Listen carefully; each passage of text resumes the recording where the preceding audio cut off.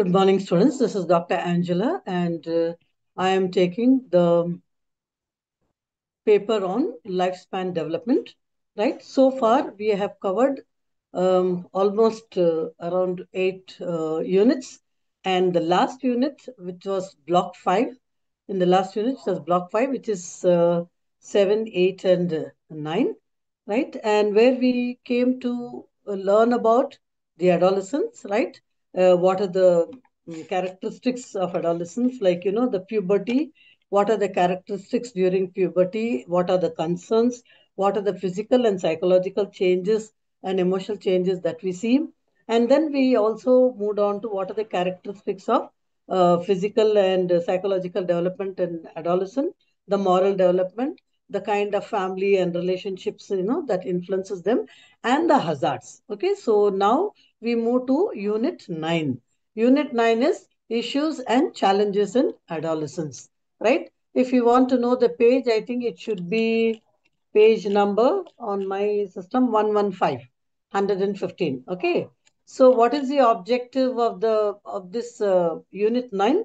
The objective is basically to discuss the issues and challenges faced by the adolescents, explain causes of the problems in the period of adolescence, and describe some ways in which the adolescents can be helped to overcome their concern. As I told you beginning also, that it is a very transitory period, adolescent stage, and it's a very crucial one for them because they are moving into adulthood, and it is a transitional phase. However, every individual, experiences adolescent states differently as they come from different backgrounds. They have different kinds of, environmental issues and all this. And during this phase, the issues that comes up is the issues of wanting to be independent, looking out for developing one's identity.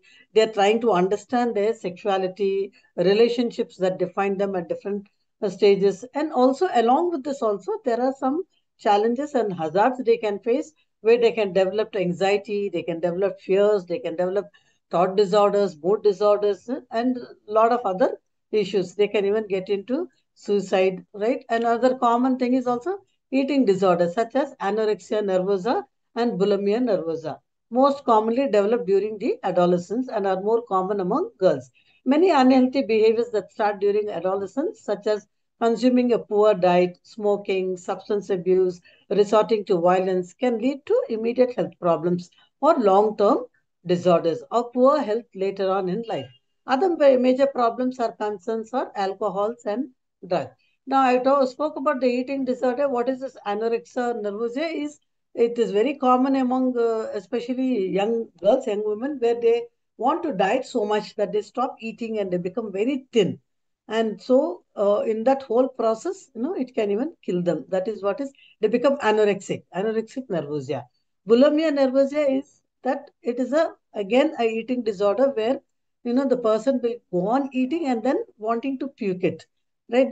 They want to eat so much, like comfort eating, binge eating, and then when they feel that they start feeling guilty about they eaten more, they want to vomit. Okay, so these are very major disorders that one can get into, especially puberty by very nature associated with weight gain. That is due to hormones, right? And then many adolescents experience dissatisfaction about their looks, how they look, their body. Okay, and they are very preoccupied with the physical experience. You see them how much time they spend in front of the mirror, right? Wanting to look beautiful and looking for this thing. And that is also the moment they're growing taller, they're growing huge, fatter, and and so these are the very, very vulnerable period where they can develop all these kind of problems. Okay, so one of the common problems is eating disorder. Okay, which is not actually a disease, right? But it is simply about eating or not eating. Either they are overeating, right, and then they are wanting to puke, or they are not eating at all to such an extent they want to look like a model, they want to have the zero figure and all these kind of things. Okay, so these are all common, and this can all be treated in psychological counseling, and it can be, they can be helped. Okay, so what are the psychological factors and effects? Okay, yes, what are the psychological factors? It's a combination of psychological, physical, family, environmental, and social factors are thought to be involved in the very least in the onset of the eating disorder. Those who have low self esteem or suffer from lack of self-control due to physical trauma or traumatic experiences in the family, uh, they tend to resort towards dieting or other measures of reducing their body and weight gain in order to gain less self-stability or self-control. Daughters of women with eating disorder are at a particular risk for developing an eating disorder themselves. Okay, so if the mother is having this issue, right, if it is running in the family, there's a tendency that the daughter also may get into. So an eating disorder is often accompanied by serious mental disorder, mood disorders, right? And anxiety disorders, then sometimes obsessive compulsive disorder, OCD, what we call it, and personality disorder, which are commonly seen. Dependency is often associated with eating disorder, and alcoholism is common problem in bulimia nervosa. Bulimia nervosa is that, where they continuously keep eating. Among various personality disorder, complications with borderline personality disorder tend to become problematic. This is the type of disorder that is characterized by acute emotional instability and unstable interpersonal relationship. Although much more research is needed, some strategies hypothesized to protect adolescents in general from developing an eating disorder or obsession with weights. Okay, so what can be done? You can promote the acceptance of a broad range of experiences, protecting adolescents from abuse experiencing, promoting positive self-image and body image. All this can happen through psychological counseling. A counselor can help. Okay, educating them with the especially about their consequences of negative focus on weight. Like, if they are obsessed too much about how they are looking, how beautiful they are or not beautiful they are, and if they are comparing them with film stars and celebrity and all, we must try and help them to see how important it is that they look at themselves in a very loving manner. They look at themselves as a unique person. They look at themselves as somebody who's very beautiful, somebody who, who's unique, who's got a unique set of characteristics, right? And however they are, whether they are tall, whether they are little dark, whether they are little fair, whatever it is, we should help them to accept their physical experience, physical appearances as they are learn, teach them how they can accept, and thus help them to build a proper self-concept and build their self-esteem, academic, artistic, and athletic accomplishments. So sometimes they may not be so great looking. We may not look like Shishmita Sen or Aishwarya or somebody, some new heroine, right? But we have also other qualities in our lives. We may be very good at something, maybe we are very good at a painting, we may be very good at singing. So beauty is not just what appears on the face, it is also all those qualities that we have, right? When we focus on what we have, all these kind of things, and we work on that, and then we keep moving, then we tend to become more confident, then we have a better self-concept, and our self-esteem also will get enhanced. Okay. The next issues of adolescence is the substance abuse, which is very common. It is a very harmful and hazardous use of psychoactive substances, including alcohol and illicit drugs.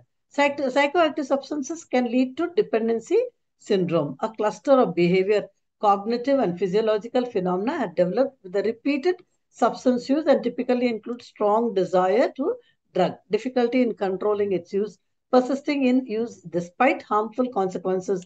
A highest priority need to be given to drug use other than to the activities and obligation, increased tolerance, and sometimes physical withdrawal. People are most likely to begin abusing drugs, including tobacco, alcohol, illegal and prescription drugs, during adolescence and young adulthood. There are many reasons adolescents use the substances: the desire for new experience and attempt to deal with the problem to perform better in school, or simple peer pressure. Adolescents biological wired to seek new experiences, take risks, as well as on their own identity. Trying drugs may find normal development, but unhealthy in many ways and can have serious consequences, long-term consequences.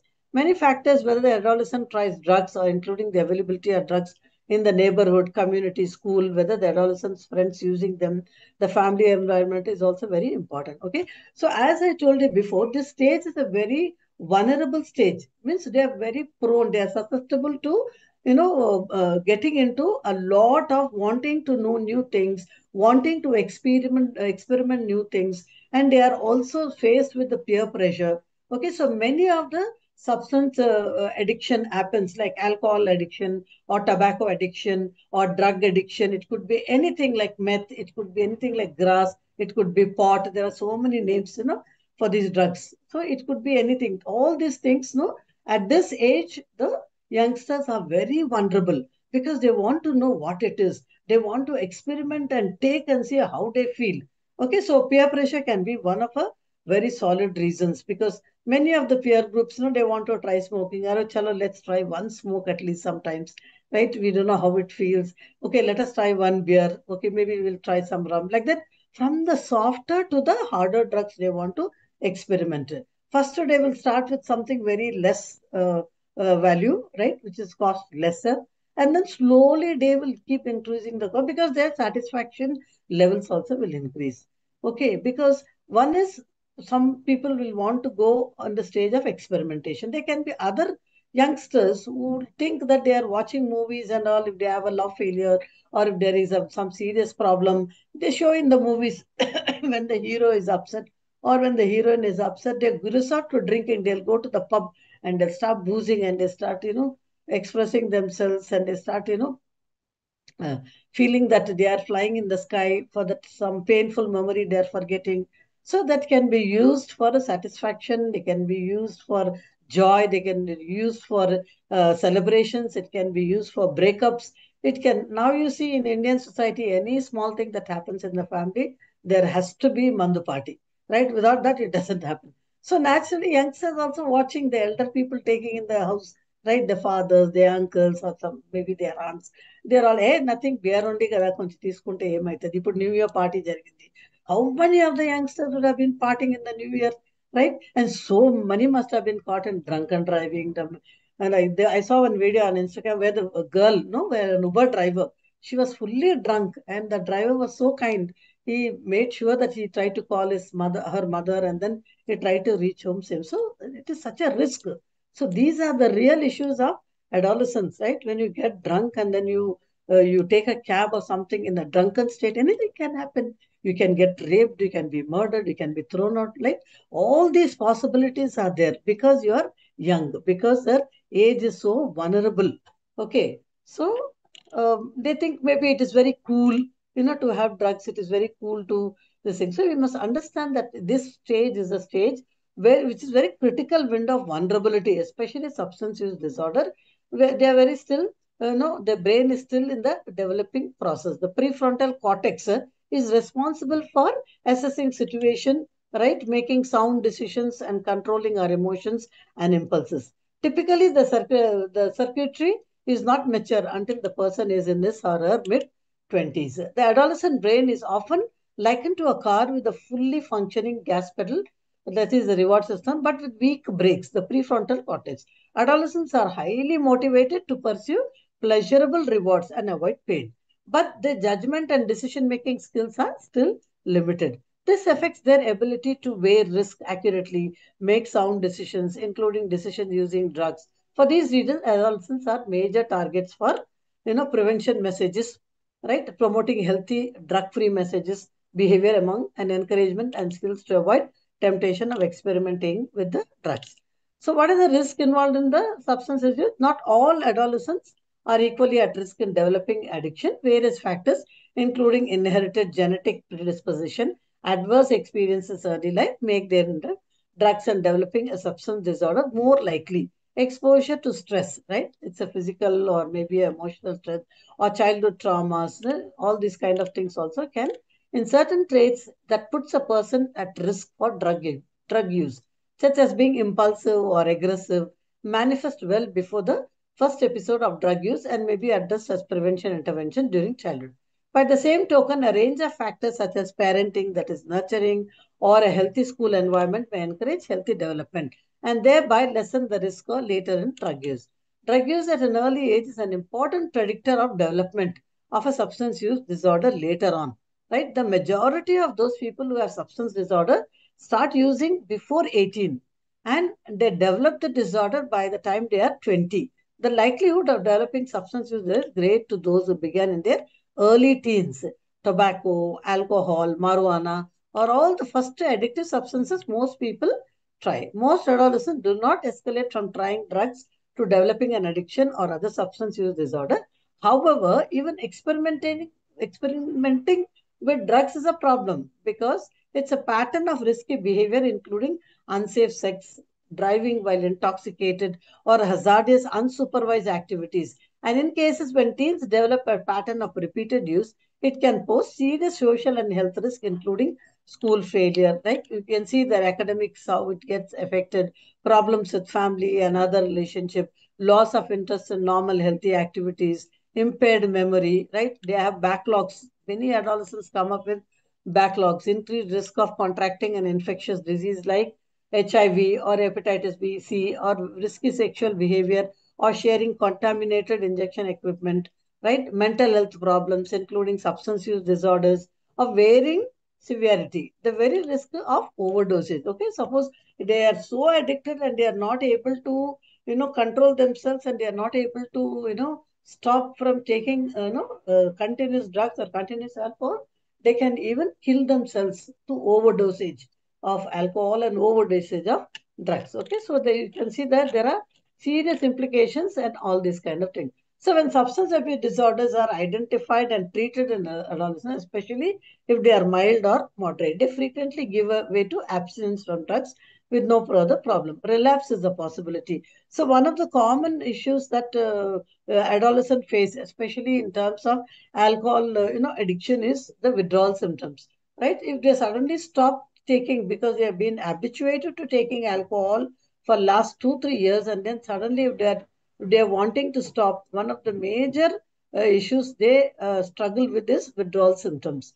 What is withdrawal symptoms? Your body is not accepting that you have given up on alcohol. So you will find all kinds of symptoms that is shown in the physical body, right? Sometimes you can have a lot of problems. The withdrawal symptoms comes as weird dreams, terrible hallucinations, or that it can come as fits and so many other issues. Okay, so that is one. So and also we must make sure how that they can be helped, because only taken for counseling and only giving them, putting them in rehab homes will not solve the matter. Of course, rehab homes are equipped these days, to have a counselor. They have certain schedule.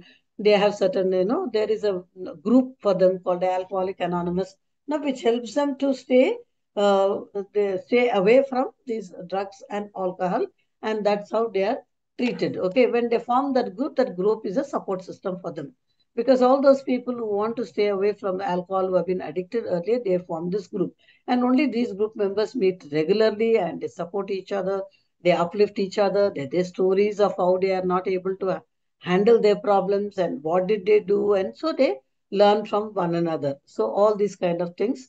Okay, this could be once they are got into addiction and all. But the best thing what we suggest is that you don't get into it also. That is the prevention aspect.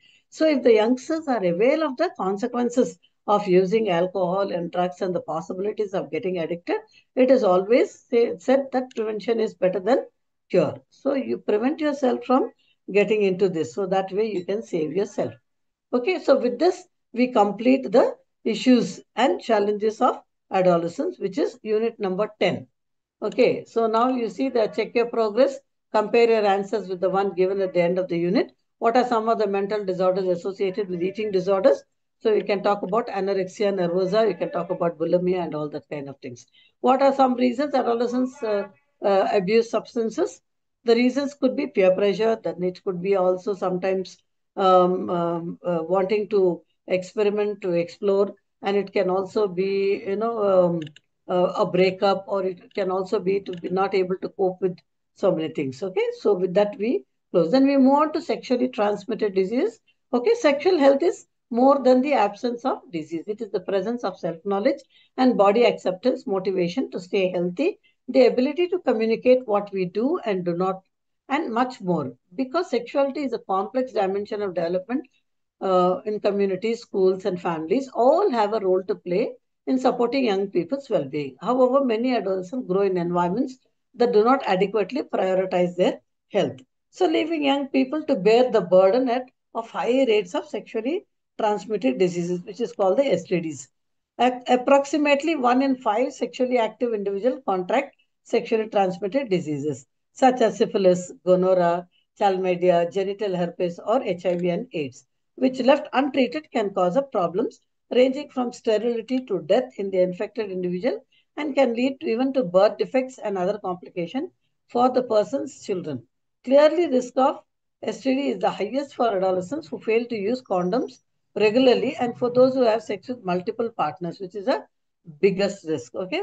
So there are classification of STD. Most of them are classified by the organism that causes the disease. That is the bacteria, virus, or protozoa. Bacterial infections generally can be treated with antibiotics and they can be cured. However, any damage done because of delayed or inadequate treatment may be irreversible.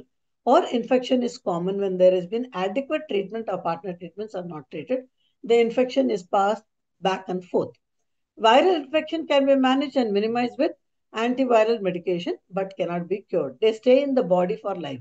Protozoan infection can be treated with medication and cured, but reinfections can occur. Reinfection is also common. Transmission of STDs occur primarily through unprotected anal and vaginal sex, skin to skin contact, and oral sex. A woman with STD may transmit infection to a fetus or pass on to a child during birth or breastfeeding. Some STDs are also spread through shared needles and syringes, right? Okay, now what are the factors that spread, the factors contributing to the spread of STDs?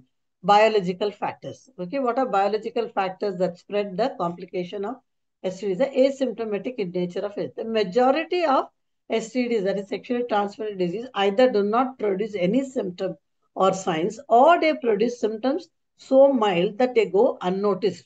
Consequently, many infected persons do not show that they need to medical care.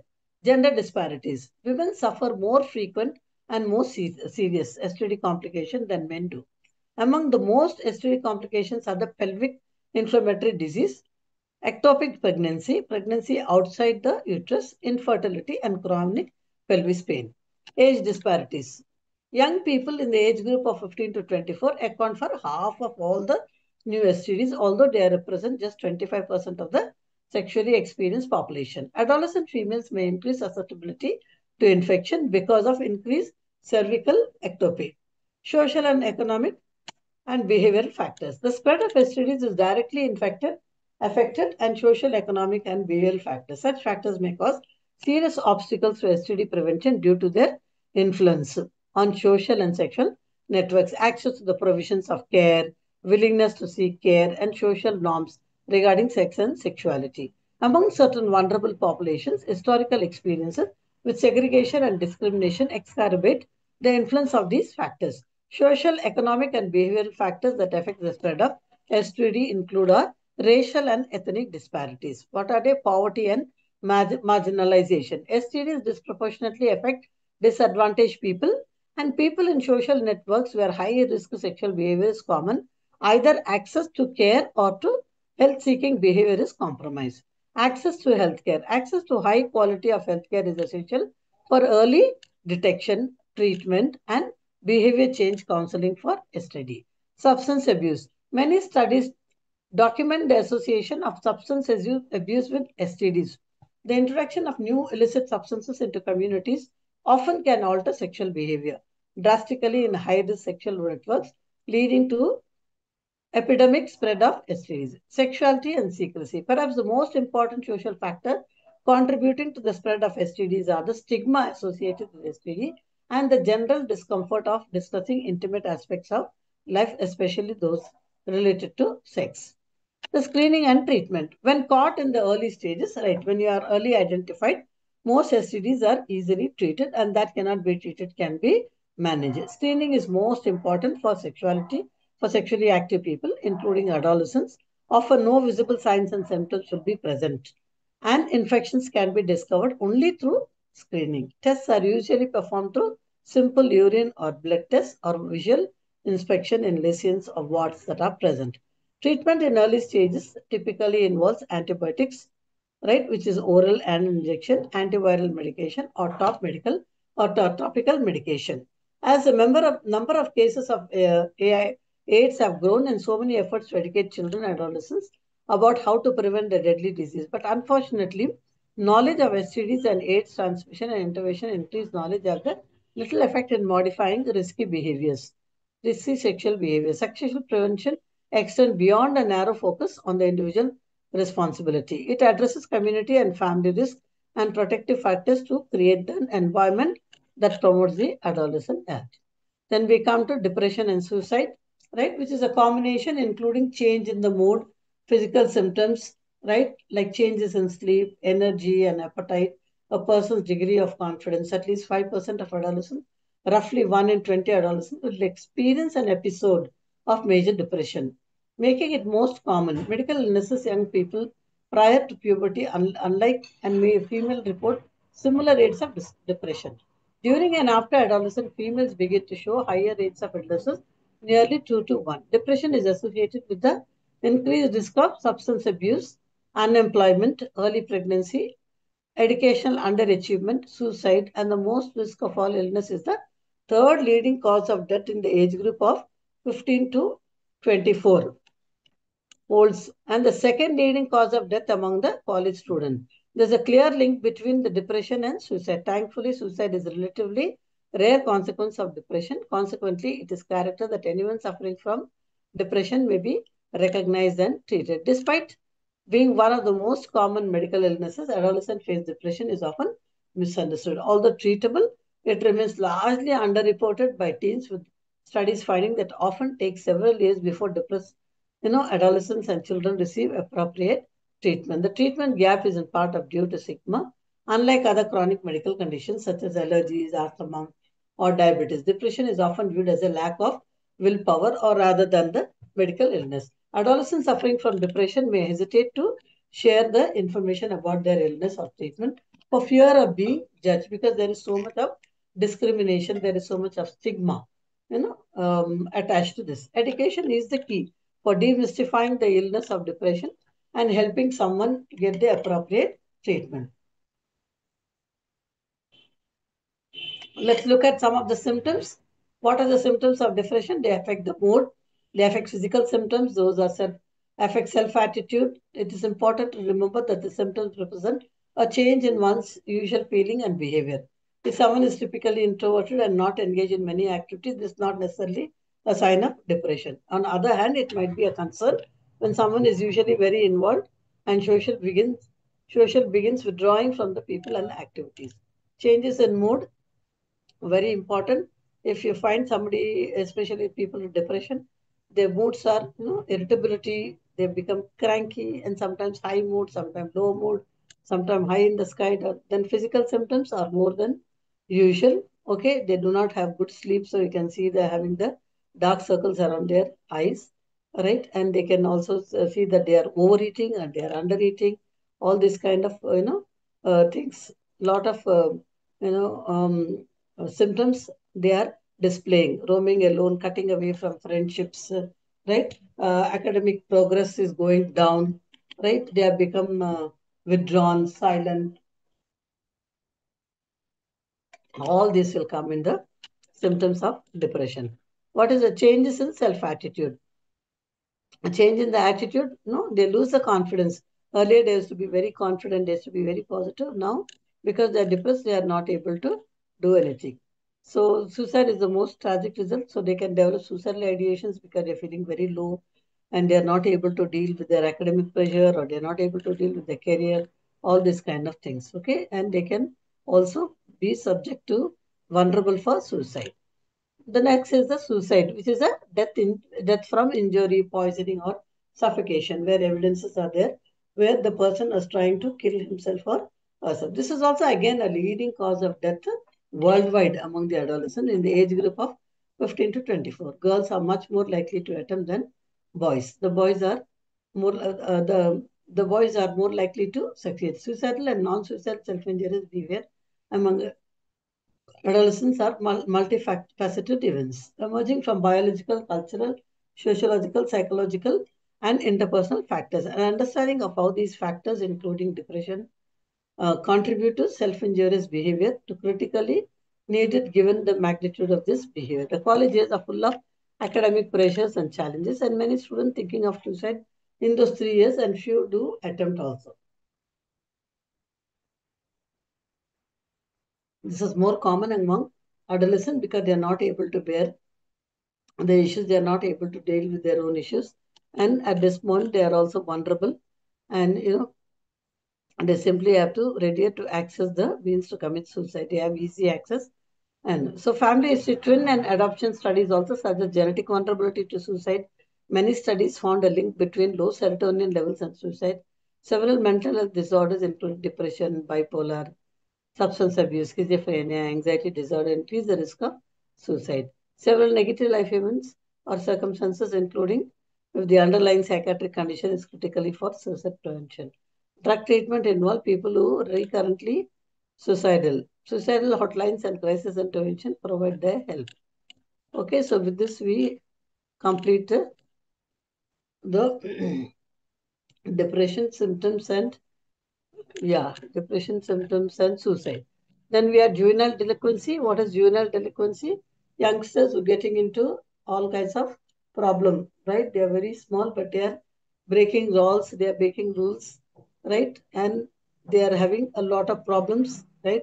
They are not major, but they start boozing, okay? And lot of other issues happen. They can get into, eve teasing, murder, all this. So youngsters, so many of them getting into theft, robbery, all these kind of things will happen. Okay, these are all the issues and challenges of adolescence, and this is also a time where they have to plan their careers. Right, they are confused. They have taken one subject, they don't know where the subject leads to. They are confused, so they need help. The cognitive development affects the way in which the student think about careers and it affects. Right, so they are there now coming out, wanting to develop their own career. Strategies to support the adolescent of career development. Okay, so keeping them engaged and release, help them build strong sense of ownership and confidence. Utilizing a case study or real, you know, it help them encourage, explore a variety of possibilities in the given time. Yeah, and then also continued career information where they need to be updated, where they need to allow students to progress more advanced exploration at this age, which may give them greater career skill development and employability skills, all this, right? So they seek also assistance from most influential individuals in the student's career where making their parents. Parental support is overriding necessity of any school based on counseling career model made for adolescents. Okay, so increase in number. So all these are come under the issues of adolescence. So it is not just substance abuse, it is not just depression. This is not just different kinds of health issues they encounter, but it is also how the career also can impact them and how it um, gives them a kind of it puts them in the problems where they are not able to solve their issues. Okay, so this is all about chapter 9. You have a summary, you have check your progress.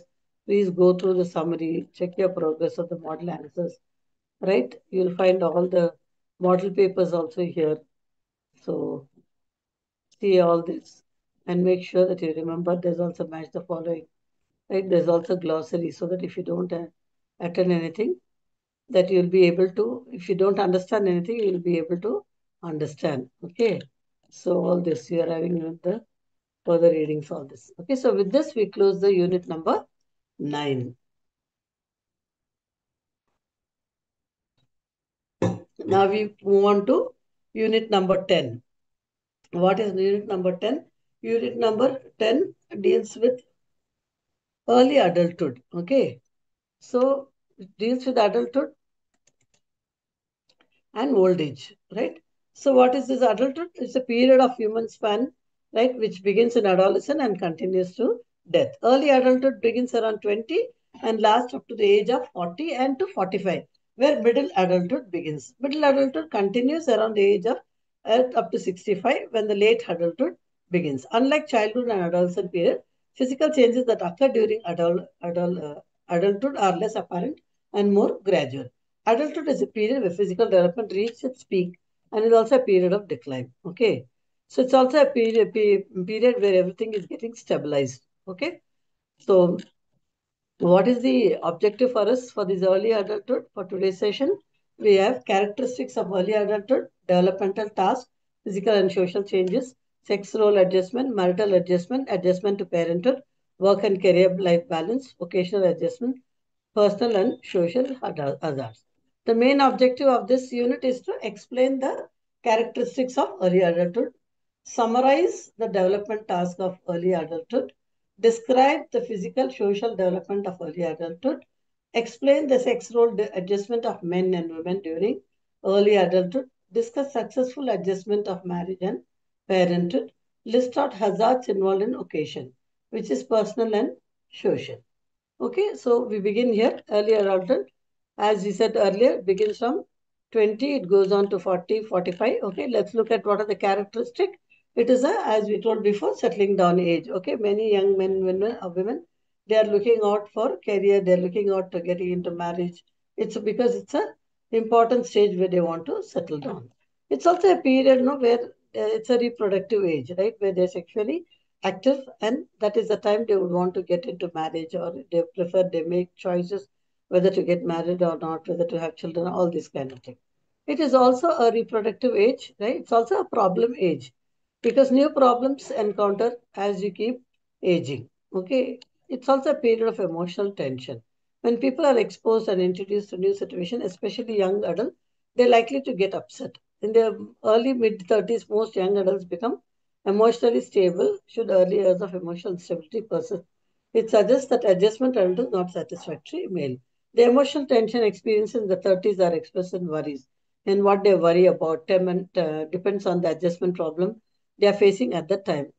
Adult, when adults feel they are unable to cope with problems, the major areas of their often so emotionally disturbed.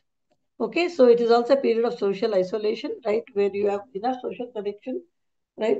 As Erickson talks about isolation crisis, they'll prefer to be by themselves. And it's also time of commitment, right, where they are into so many relationship and they're struggling to find time for themselves. It is also a period of dependency in which they're achieving the status of legal adulthood at the age of 18. With independence with state carries, many young adults are partially or dependent on others for the variable length of time. This dependency may be of parents on education they attend total scholarship or the federal government loans. Earlier adulthood is the time also for adjustment of new lifestyle. During early adulthood, new lifestyle is more prevalent, especially because they are getting into marriage, they're getting into parenthood and all this stuff. And it's also a creative age because they're more confident now and they are able to, do activities which brings them greater satisfaction. Developmental tasks. As mentioned earlier, adulthood is a period where individual starts a career. They have an intimate relationship with the other individual while trying to adjust with the new roles, the responsibilities, and challenges. Young adults are forced to make difficult choices and solve their dilemmas connected to the developmental task.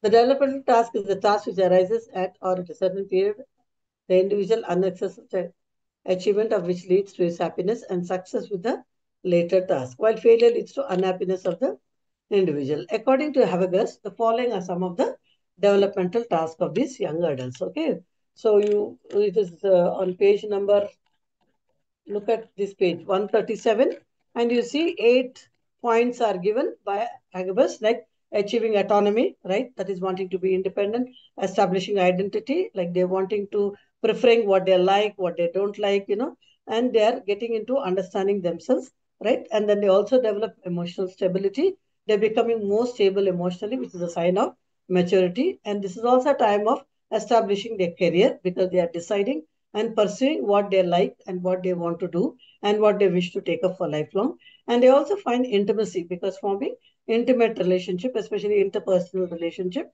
which can lead to a long-term and lifelong relationship and becoming part of a group or a community, right, where they want to be associated to a particular work group or to a voluntary organization or some civic organization. And they also establish a residence and learning how to manage household chores, learning how to manage their earnings, creating budgets, keeping one's home maintained, right? And then also becoming a parent, rearing children, right? Learning how to manage household and children along the way. These are things. Next, we move on to physical and social changes. What are the physical and social? Physical, the body starts, functioning, it comes up to the peak level, it functions very well. You are able to move about, run about, establish your career, get married, have children, do child rearing, send them to school, all this kind of happen.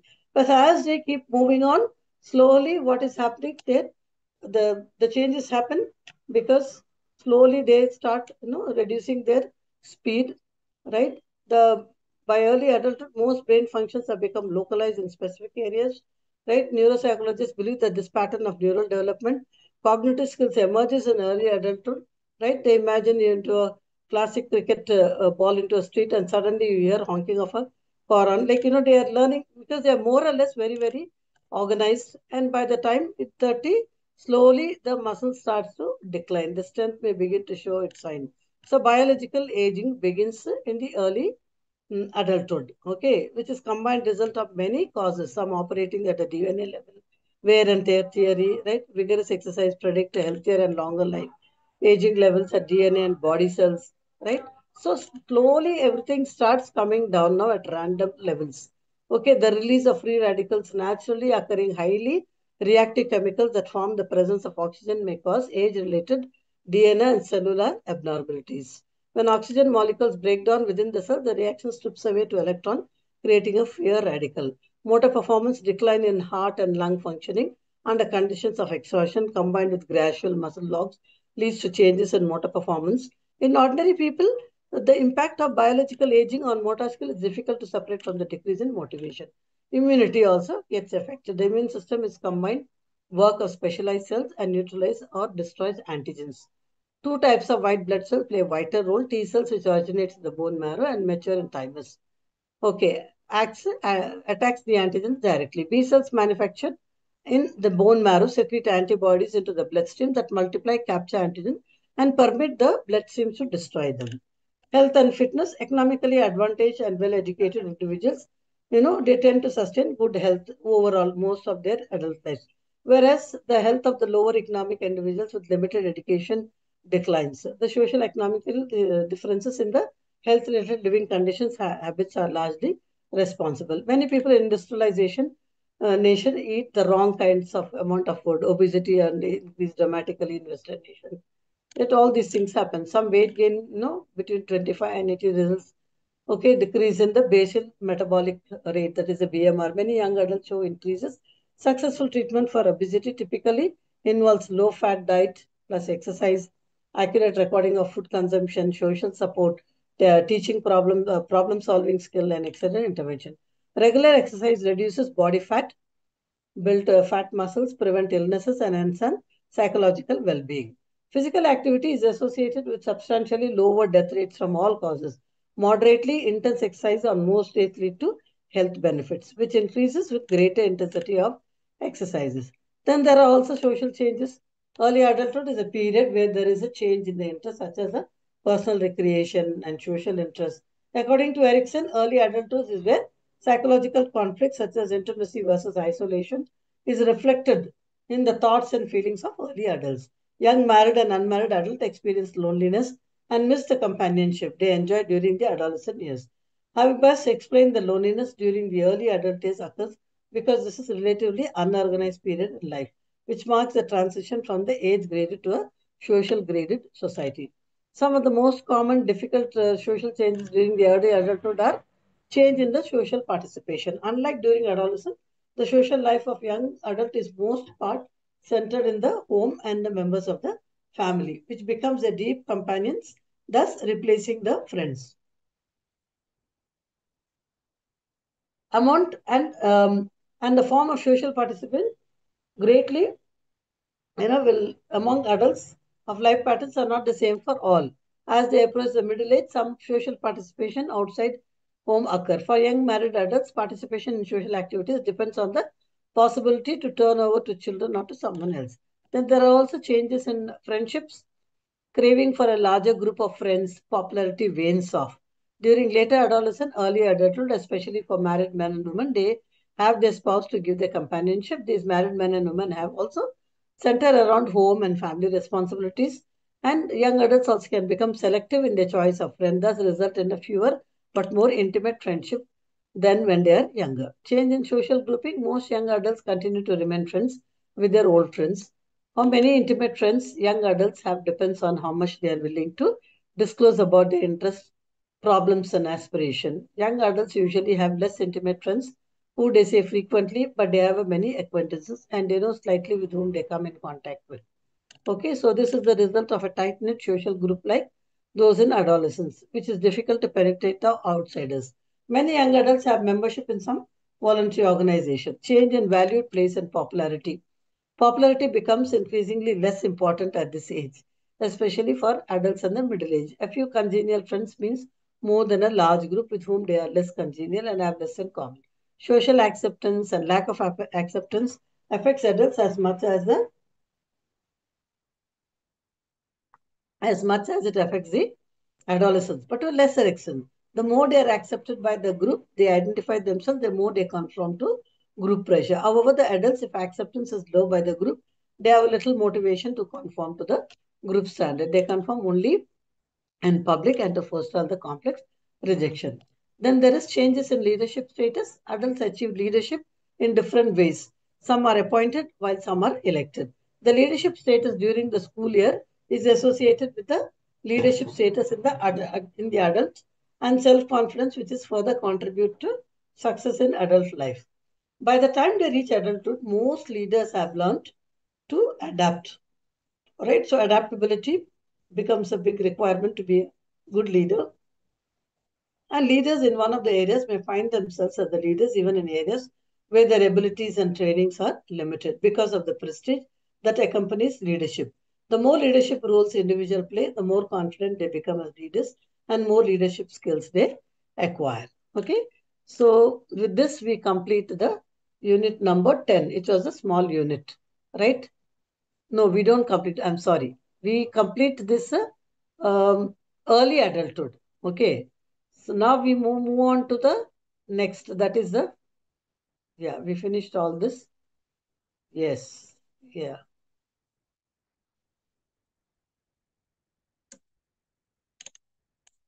Yeah. We move to the marital adjustments, which is again very important, right? It is a time when early adulthood, as they move on, they get married and they have to deal with a lot of adjustment issues because they get married to a person who's of different, background, a person with different likes, a person with different, all these kind of things happen. Okay, so they deal with this adjustments. Yeah, I am at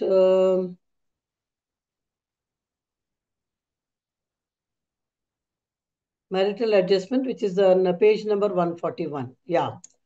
So, according to Erickson, early adulthood brings opportunity and risk.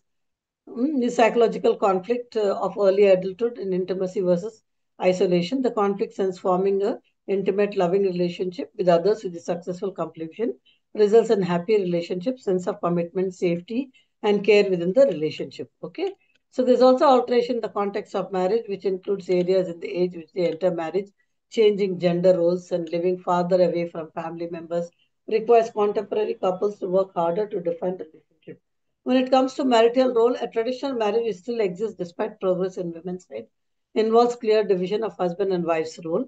In traditional, man being the head of the family is responsible for the economic well-being of the family, whereas a woman devotes herself to caring for husband and children. This woman responsible for creating, nurturing, and comforting home for the family. However, in recent years, all this is getting changed, right? In egalitarian marriages, husband and wife relate to each other as equal, and both of them try to balance the time and energy to devote to children, occupation, and their relationship. Most career oriented women expect this from marriage. Men in this form of marriage participate much more in childcare. But when it comes to housework, women spend more time in cleaning, shopping, cooking, laundry, and other household chores. Levinson, in his theory, predicted that the newlyweds usually go through a period of adjustments where they experience more conflict than before the wedding. But according to him, when each spouse has achieved a new life structure, this is adapted to demands of marriage. Things are much calmer. However, at any point of marriage, problem within the marriage is caused by several factors. Some of the marital breakdown happens at this time. These are the problems, right? This couple who do not believe in marriage. It is important to be happy for those who believe it is important. Psychologists, find two types of unsuccessful marriage. The first type is hostile engaged couple. They are partners who have frequent arguments and lack balancing effect of humor and affection. The second type is the hostile detached couple. These partners who fight regularly, lately look at each other, lack affection and support. In this type of unsuccessful marriage, the ratio of negative to positive encounters gets out of the balance and marriage spiral downward towards dissolution. Researches related to marital satisfaction suggested factors contributing to happy marriage. Family background, plays a very important role. The kind of socio-economic status they come from, the education, the religion, and the age. Then age at the time of marriage is less than 23, right? Length of the courtship is less than 6 months. First pregnancy or within the first years of marriage. Okay, negative relationship and desire to maintain distance of extended family, insecure financial employment status, perception of unfairness in family responsibility, poor conflict resolution, emotionally negative and impulsive characteristic. Okay, so these are all the contributing factors for the unhappy marriages. Criteria for successful marriages, right? It's on grounds of mutual respect, pleasure, comfort in each other's company, and there is always a unity in problem solving. The quality of the relationship in the emerging partnership is influenced by certain skill, resources, and trait each partner brings to the marriage. Research found that the long-term pattern among couple who are married for 34 years, these are the things, okay? High levels of extroversions predict mutual marital satisfaction in both partners. Higher level of satisfaction of husband is predicted by higher levels of conscientiousness and similar levels of openness to experience. On the other hand, a high level of satisfaction in wives is predicted by similar levels of agreeableness. A large majority of adults believe that intimate issues such as faithfulness and satisfactory sexual relationships that are most important than the material aspect of marriage. Okay, the point of relationship quality is an important factor of marriage satisfaction. Then there is attachment. Another psychological support aspect that is important to marriage is attachment. The security of each partner in a marriage may be influenced by attachment to the partner, to his or her family of origin. Attachment variables include quality of partner's peer relationship, unemployment, the pattern of interaction with each other which develop throughout the relationship. Love. According to Robert Sternberg, love has three components: intimacy, which includes a feeling that promotes closeness and connectedness; passion, that includes a feeling of intense longing for union with the other person, including sexual union; commitment to a particular individual over a longer period of time. This theory suggests that the unique pattern of interaction that develop in each intimate is influenced by emotional bonds that hold the couple together. Conflict management, psychologists identified three types of stable or enduring marriages. The first type is validating couples, who partners who express mutual respect even in disagreements and are good listeners.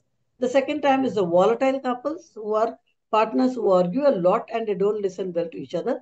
But these couples still have more positive interaction than the negative interaction with each other by showing high levels of laughter and affection. The third type is the marriage is avoidant couple, also called conflict minimizers. These couple are partners who don't try to persuade each other, instead they simply agree to disagree and thus minimize the conflicts. Okay. Then we come to the adjustment to parenthood. As marriage and age which people bear children have been increasing, more women show increased interest in developing career. Many individuals constantly choose when they will have children, how many children they will have.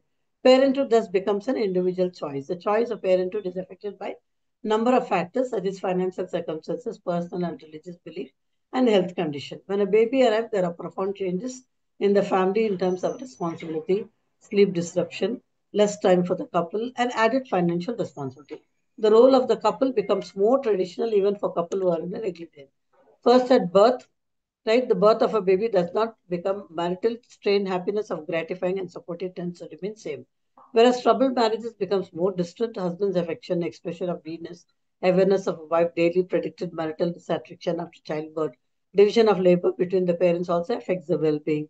The larger differences in the men and the women, are giving decline in marital satisfaction and negative consequences for parent-child interaction. Women tend to report more distress when husband helps extensively at home, perhaps due to their inability to fulfill most of their giving. Postponing childbearing until the late 20s or 30s cases the transition to parenthood. This could be because the couples were able to pursue their occupational goals and gain life experience. At this stage, men and women are more enthusiastic to become father and mother, willing to participate, while women encourage the husband to share household and childcare. Second, after the birth of arrival of the second child, fathers take care even more active role in parenting by sharing the demands of the caring of the newborn and young child. Thus, the arrival of a second child, there's a pulling back from the traditional division of labor, father's willingness to place great emphasis on parenting roles and strongly linked to other adjustments after the arrival of the second child, whereas the support from the family, friends, and spouses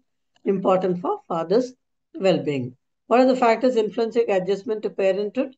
Are the influence our attitude towards pregnancy and parenthood, age of the parent of the child, childbirth, sex of children, number of children, parental expectation towards child progress, attitude towards change, family center circle, and child temperament. And then we come to work and career. Okay, like others, the transition, this also right will happen from the point the individual seeks to establish a career in a particular field. Career mistake is ingrained in cultural belief and engaging hard work for a longer period of time. According to William Danton, purpose is one of the most important ingredients for achievement and career development of adolescents and emerging adults. Many individuals during this period often drift aimlessly and engage in behavior that does not energize nor fulfill their potential. We emphasize that many students focus on short-term goals but are not exploring their long-term goals. Studies have shown importance of purpose in life is associated with the well-being and lower incidence of cardiovascular disease and longer life. Selection of a occasion, right, where which has no proper training at a particular job hopping, all these kind of experimentings happen. Family influence. Today's young people are less likely to choose occupation, same as their parents, right? They are evolving more on an independent level. Gender, women movement have increased the number of women in the workforce. Specific job selection remains strongly influenced by gender. So large population of women occupies right positions. Then personalities, proposix type of Holland proposix personality type in relation to work and realistic, investigative, artistic, social, enterprising, and conventional. He hypothesized that each of us tend to choose and be more successful at the occupation that matches our personality. Research in the Western and non-Western culture supported Holland's proposal for individuals who scored high to investigate scales are generally engineers, and those who score highest in enterprises, scale car salesmen, individuals whose personality match their jobs are more likely to be satisfied. Some factors make occupational choice difficult for the individual. They are ever increasing the number of work. Vocational adjustment. Many individuals' happiness depends to a large extent upon satisfactory of vocational adjustments. The whole pattern of life depends on how much they are able to earn and how did they earn it. Today, many mothers join workforce and need to balance their home and work life. In the case dual earners couples, both husband and wife share responsibilities at home, such as child care, cooking, shopping, etc. Okay, super stages of career development. There is growth stage, okay, which is important for the whole process and the great deal of trial and error. Then there is establishment stage where they move towards the ladder, where they are learning to get established. Then there is maintenance stage, which begins at 45 and ends in retirement. To accomplish this goal, individual must keep up with the new development and acquire skill. Okay, the success and failure of the early adjustment to this chosen occasion depends on these three criteria. What are those? One is the achievement, right? The degrees of success achieved in a job is important criteria for occasional adjustment. Okay, those who have not made satisfactory adjustment to their work and not shown at least reasonable success by middle age are likely to do so as they grow older. Okay, so another is change of job, which is voluntary where individuals decide to quit for another job. Job change can be voluntary, right? So changing the line of work, they can be shift their career. And the satisfaction, the degree of satisfaction is important, right? During the mid late 20s, the satisfaction usually begins and they're not present rapidly as the job. Okay, although gender